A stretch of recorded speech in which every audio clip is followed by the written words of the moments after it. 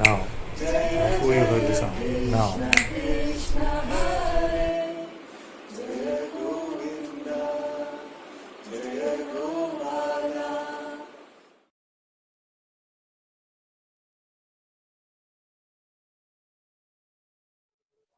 Sure. Let's look at this together if you can. Um, so, so when you're listening to satsang, you see, when you're listening to satsang, you're hearing the voice of satsang.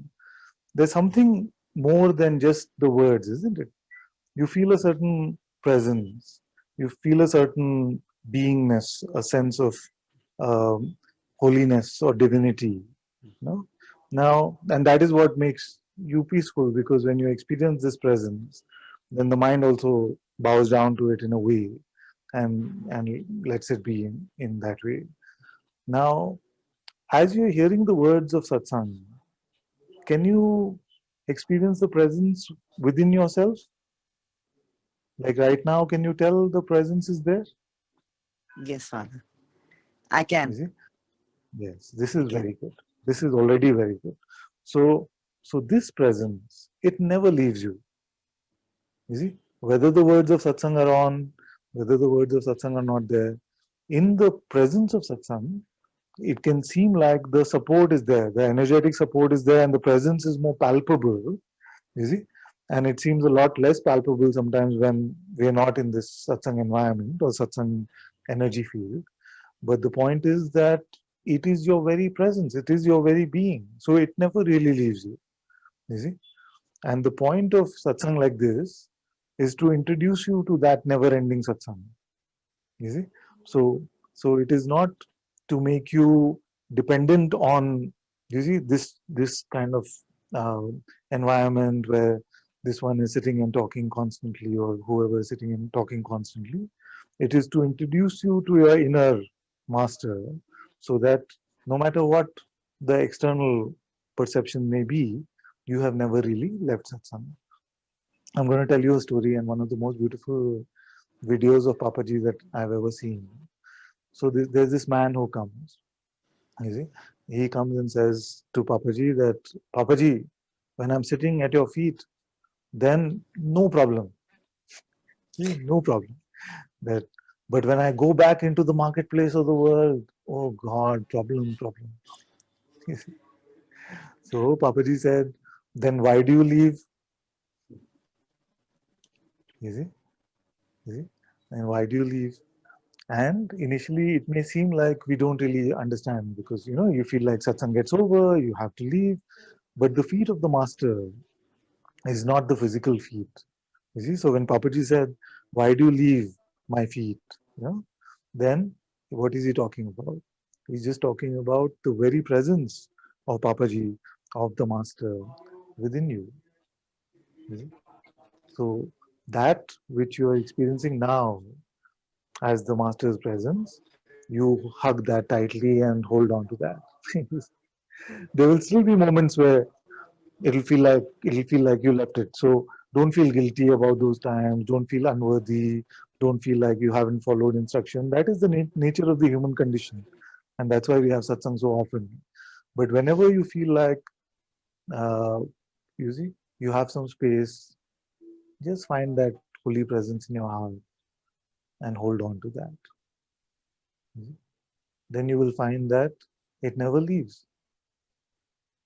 And still momentarily you may feel like attention goes for a walkabout sometimes, you see, and some identity gets picked up from time to time, but those times will only keep reducing. You see, it will only get more and more dissolved in this holy presence of the master. So if it was such, in the human condition, that I could just point you to the truth, and then that would be the end of all conditioning, then I would not have had to share satsang for so many years. No? I would have just shared one satsang, pointed everyone to their truth as awareness. But the thing is that the seeing, you see, is quite straightforward, but it is this managing these conditions, you see, the vasanas, the tendencies, which is the bulk of the job. And that's why satsang has to be reiterated over and over again. You see, so you get used to the master's presence within you till you become independent of the master showing up in front of you. You see, sometimes what can happen is that this pointing works the reverse way also.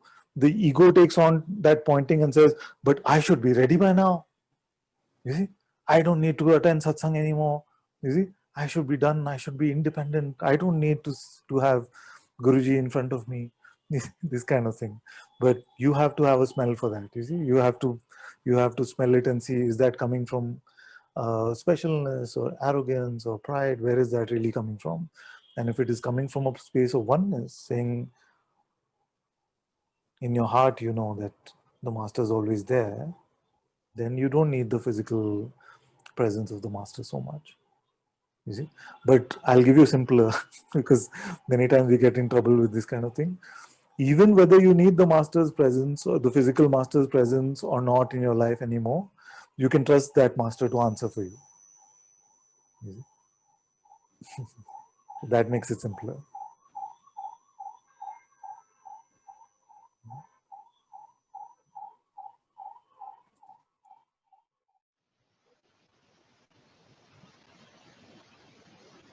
So yeah. that hand, that presence which you feel when you're hearing the words of satsang, you see? Now, okay, let me know. I'm not going to say anything for a minute, and then you tell me whether you can still feel that. Okay.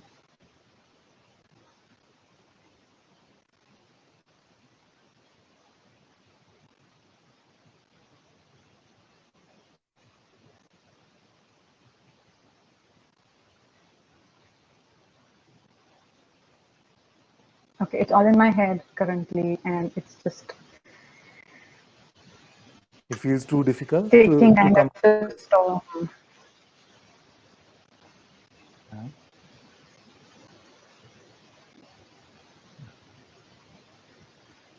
You know what? It just reminded me, and I was sharing this with someone the other day as well. Like before I met Guruji, Muji Baba, then I used to have this kind of thing. I don't know how it started, but it just started happening this way, that whenever the mind was trying to confuse me or just hypnotize me with all its nonsense options, then I would just say to myself, God.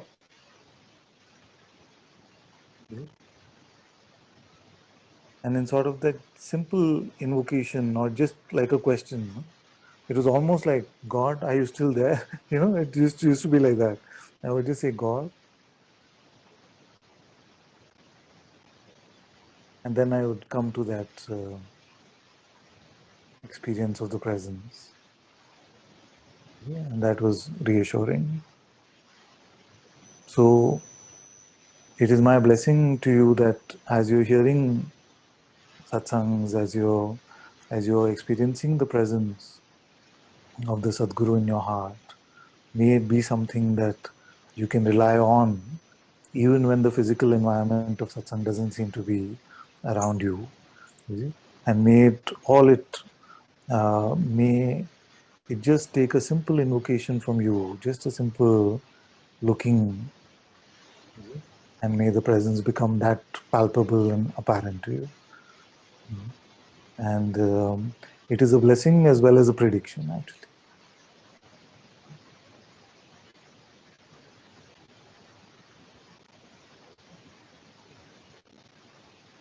And this ever deepening sweetness,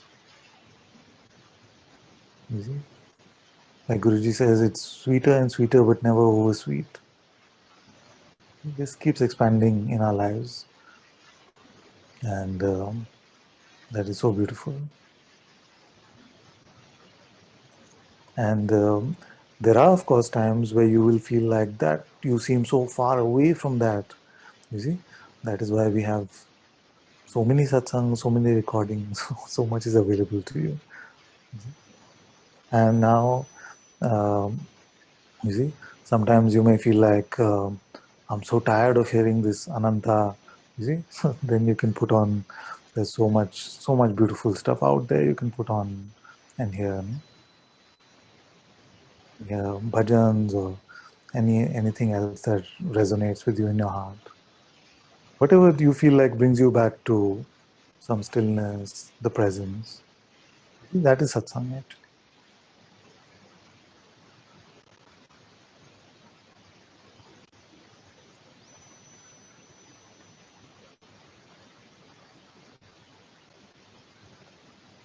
Yeah.